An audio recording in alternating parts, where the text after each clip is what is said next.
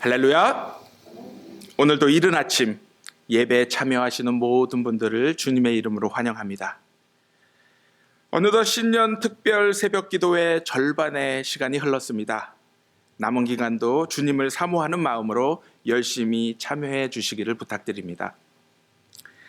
오늘은 2022년 신년 특별 새벽 기도의 넷째 날로 기도는 하나님과 특별한 만남입니다 라는 주제로 여러분들과 은혜를 나누고자 합니다. 여러분들은 기도를 무엇라 생각하십니까? 어떤 사람은 기도를 영혼의 호흡이라고 말합니다. 또 어떤 사람들은 기도를 하나님과의 대화라 하고, 누군가는 기도를 아침에 열쇠요 저녁에 자물쇠다라고 말합니다.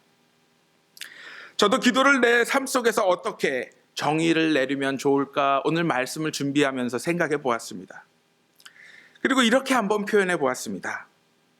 자동차를 고치는 것은 정비사의 일이고 편지와 물건을 배달하는 것은 우체부의 일입니다. 이와 같이 기도하는 것은 그리스도인의 일인 것입니다. 저는 무엇보다도 기도가 일하는 것이라 믿습니다. 이러한 기도에는 두 가지가 있습니다. 우리가 일상적으로 하는 보통의 기도입니다. 그것은 필요에 따라 하는 기도입니다. 어제 말씀 속에서도 보았던 것과 같이 예수님의 생애는 순간순간마다 보일 듯 보이지 않는 기도로 가득 차 있었습니다. 그래서 예수님의 삶은 기도였고 기도가 바로 예수님의 삶이었습니다. 그러므로 믿음이 성숙해져 갈수록 삶과 기도가 분리되지 않음을 보게 됩니다. 바로 기도하는 마음으로 매 순간 삶을 마주하며 살아가게 되는 것입니다. 이와는 다르게 또 다른 기도가 있습니다. 그 기도는 우리가 새해 첫 엿새를 주님께 드리는 것과 같이 마음의 작정을 하고 드리는 특별 새벽 기도회입니다. 이것은 우리 개인, 가정, 직장, 혹은 교회의 방향을 결정하게 될 중요한 순간에 마음을 다잡고 하는 기도입니다. 우리 인생에는 소소한 결정뿐만이 아닌 큰 결정을 내리는 중요한 순간들이 많이 있습니다. 이것은 예수님도 예외가 아니었습니다. 예수님께 있어서 이것은 십자가를 지는 사건이었습니다. 예수님은 하나님의 뜻을 알고 십자가를 져야만 했을 때 보통의 기도가 아닌 특별한 기도가 필요했습니다. 그 이유는 우리 모두를 구원하시기 위해 자신의 거룩함과 온 인류의 죄를 교환함으로써 우리를 대신해 고통과 저주의 십자가를 대신 지셔야만 했기 때문입니다. 지난 주일 설교 때 말씀드린 것과 같이 인간은 당한 대로 되갚아줘야 풀리는 존재입니다. 또한 그것이 정의롭고 올바른 사회라고 확신하며 살아가고 있습니다. 그런데 아무 죄 없이 무조건 당해야만 한다라면 과연 우리의 마음은 어떠하겠습니까? 그것도 단 하나밖에 없는 생명을 버려야만 하는 일이라면 인간은 그 누구도 기뻐하며 쉽게 받아들일 수 없는 일인 것입니다. 예수님은 이러한 상황 앞에서 일상적인 기도가 아닌 특별한 기도가 필요하셨던 것입니다.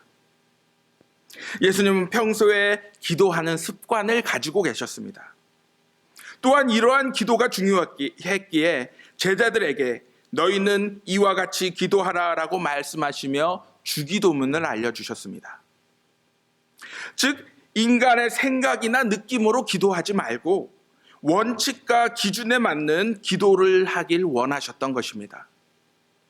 또 예수님은 이른 새벽 미명에 한적한 곳을 일부러 찾아다니시며 기도하셨습니다. 예수님이 기적을 베푸시자 군중들이 환호와 갈채를 보냈지만 이를 마귀의 시험으로 여겨 단호히 물리치시고 홀로 산으로 기도하시는 모습을 우리는 발견할 수가 있습니다. 이러한 예수님의 모습 속에서 우리는 기도가 하나님과의 만남임을 발견하게 됩니다. 우리 인간은 기도를 통해 하나님께 나아가고 하나님은 말씀과 성령을 통해 매 순간 우리에게 응답하고 계십니다. 그런데 우리는 종종 착각하는 것이 있습니다. 생각하는 것을 마치 기도하는 것이다라고 믿는다라는 사실입니다. 그러나 기도와 생각하는 것은 엄청난 차이가 있습니다. 생각을 하면 세상의 방법이 보이고 기도를 하면 하나님의 방법이 보이기 시작합니다. 생각을 하면 인간을 움직일 수 있지만 기도를 하면 하나님을 움직일 수가 있습니다.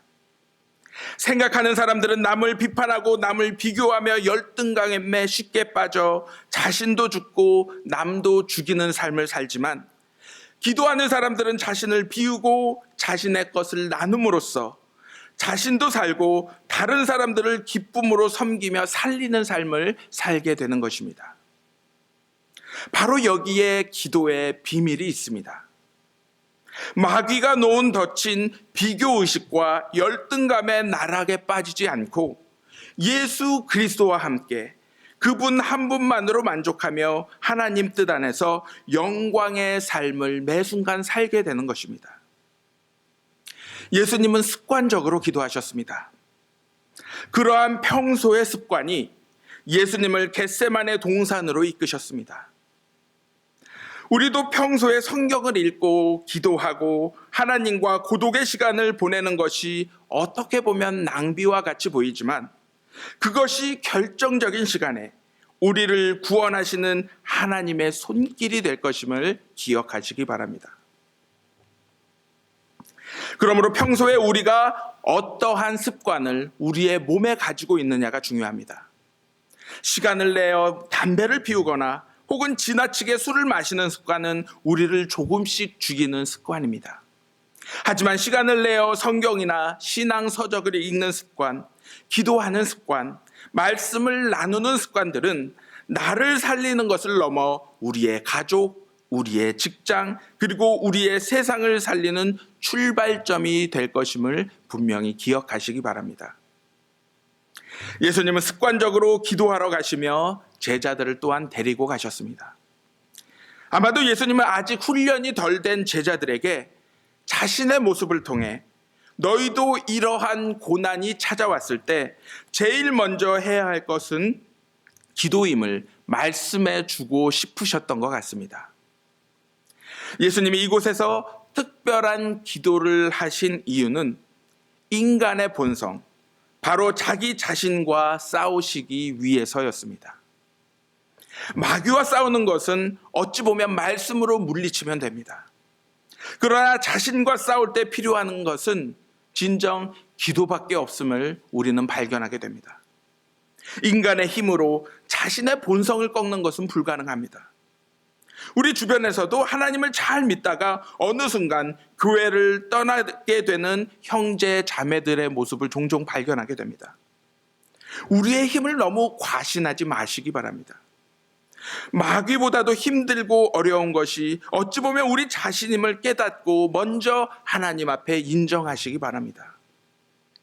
이것은 예수님도 마찬가지였습니다. 예수님께서 마지막 결정적 위기는 바로 자기 자신 안에 있는 것이었습니다.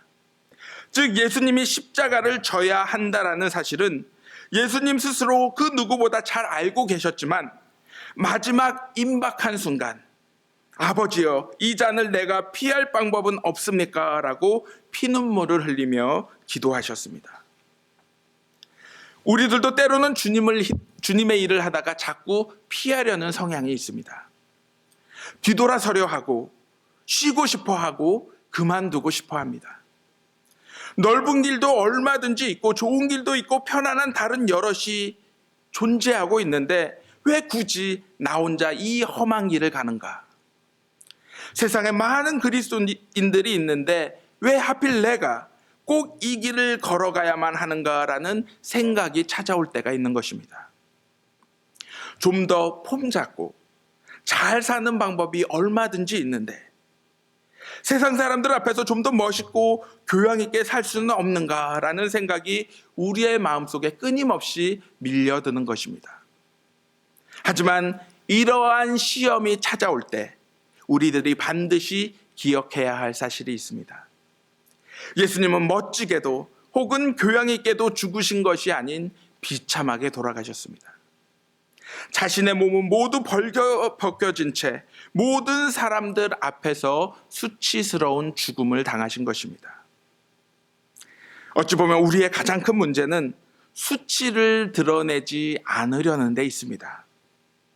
우리의 내적 문제를 늘 가지고 씨름하면서 살아가는 이유는 어찌 보면 이러한 수치감을 감추려고만 하기 때문일 것입니다. 바로 결정적인 문제를 하나님 앞에 솔직히 내려놓지 않는 모습 때문입니다. 그러나 그것이 우리의 인격과 때로는 잘못된 성격을 만드는 것을 보게 됩니다. 잘 하다가 버럭 화를 내는 사람이 종종 있습니다. 이것이 다 숨겨진 내면 세계의 상처입니다. 그래서 자신도 모르게 그러한 행동을 하게 된 것을 돌아서서는 후회하게 됩니다. 예수님은 자신의 문제들을 하나님 앞에 솔직히 가져와 기도하며 말씀하셨습니다. 한 번 기도로 해결이 안 되니 3번씩이나 하나님 앞에 피눈물을 흘리며 기도하셨습니다. 하나님이 예수님의 기도를 들어주지 않으셔서 3번씩이나 예수님은 하나님께 매달리며 기도하신 것일까요? 예수님의 기도에는 특별한 내용이 있었습니다. 첫 번째는 만일 아버지의 뜻이거든 이 고난의 잔을 자신에게서 옮겨 달라는 것이었습니다. 우리 대부분의 기도는 여기서 끝을 맺습니다. 다짜고짜 일단 이 고난의 잔을 당장 옮겨달라는 기도입니다. 우리는 말만 주구장창 하나님 앞에 쏟아놓고 이제 하나님이 말씀을 하려 하시면 그 자리를 비우고 떠나버리고 맙니다. 그리고서는 자신의 기도에 하나님이 응답이 없다고 불평을 합니다. 하지만 예수님의 기도는 여기서 끝나지 않고 한 걸음 더 나아가셨습니다. 그러나 나의 원대로 마옵시고 아버지의 원대로 되기를 원하나이다. 이 기도는 예수님의 나약한 모습을 보여주시는 것이 아닌 십자가를 지는 일이 얼마나 힘들고 어려운 일인가를 보여주고 있습니다. 바로 기도는 내 삶의 일부만을 내어놓는 것이 아닌 전부를 내어놓고 하나님의 뜻을 따르는 것임을 오늘 예수님의 모습을 통해 기억하시기 바랍니다. 또한 예수님께서 지신 십자가는 일반 죄인들이 지는 십자가와 외적 모습은 같았지만 내적으로는 철저히 다른 것이 있었습니다. 예수님께서 십자가에 달리셨을 때 양옆에는 2 강도가 달렸습니다. 그들은 자신들의 죄값으로 십자가에 달려 살이 찢어지고 뼈가 부러지는 정도의 고통을 견뎌내야 했습니다. 하지만 예수님께서 지신 십자가는 육체의 고통 외에 온 인류의 죄를 감당해야 하는 무서운 저주의 형벌을 내적으로 지셔야만 했습니다. 예수님께서 인류의 모든 죄를 무겁게 감당하셔야만 했던 것입니다. 이 모든 것을 알고 계셨기에 예수님은 십자가를 앞에 두고 슬퍼하시며 두려워했으며 또한 심히 고민을 하셨던 것입니다. 이처럼 결정적 순간에 어김없이 찾아온 손님이 있었습니다. 그것은 바로 마귀였습니다. 우리의 대적 마귀는 우는 사자와 같이 세상을 두루다니며 삼킬 자를 찾고 있었던 것입니다. 이것이 바로 우리의 영적인 현실입니다. 마귀는 우리가 죽는 순간까지 우리의 약점을 찾아다니며 덫을 넣고 있음을 기억하시기 바랍니다. 마지막까지 우리를 사랑하시어 구원하시는 하나님의 사랑만큼 마귀는 마지막까지 우리의 영혼을 파멸로 이끌기 위해 열심히 노력하고 있는 존재인 것입니다. 이러한 마귀는 예수님이 광야에서 40일 금식기도 하신 후에 나타났고 골고다 언덕으로 가시기 직전 겟세마네 동산에서 특별 기도하실 때도 나타났습니다. 그리고 예수님을 끊임없이 유혹했습니다.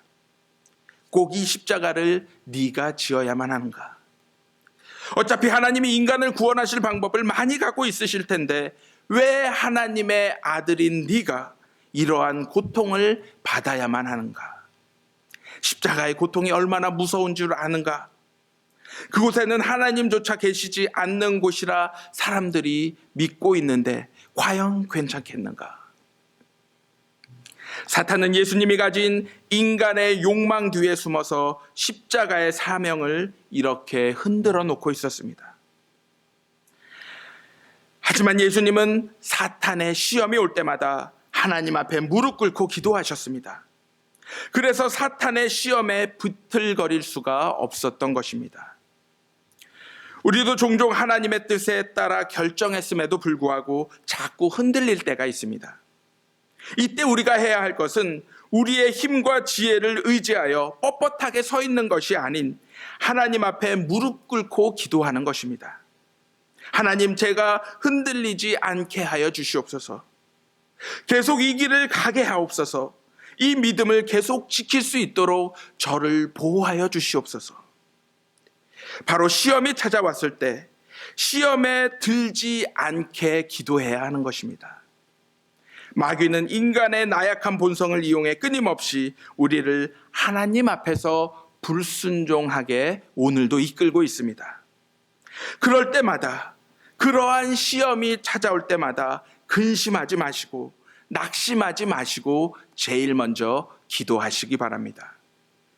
기도하면 분명 시험에 들지 않고 하나님의 능력의 손을 언제나 붙들 수 있는 것입니다. 사도 바울은 로마서 8장 26절에서 이러한 고백을 합니다. 성령도 우리 연약함을 도우시나니 우리는 마땅히 빌 바를 알지 못하나 오직 성령이 말할 수 없는 탄식으로 우리를 위하여 친히 간구하시느니라. 우리가 기도할 때 하나님의 영인 성령도 함께 하심을 분명히 기억하시기 바랍니다.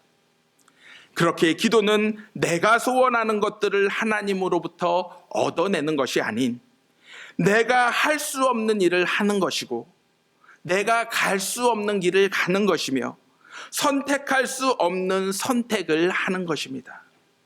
내 인성과 본성을 이기고 하나님 뜻대로 결정하고 따라가는 놀라운 은혜를 경험하는 시간이 바로 기도의 시간인 것입니다. 이것이 하나님의 아들인 예수님이 보여주신 기도요, 우리가 본받아야 할 모습인 것입니다. 예수님과 같이 하나님의 자녀들은 기도로 모든 것을 정복할 수가 있습니다. 하지만 마귀는 이러한 기도의 힘을 우리에게 빼앗아 가고자 오늘도 우리의 삶 속에서 최선을 다해 덫을 놓고 있습니다. 그러므로 2022년은 예수님과 같이 승리가 찾아올 때까지 낙심하지 말고 쉬지 않고 기도하시는 저와 여러분들이 되시기를 주님의 이름으로 간절히 기도합니다.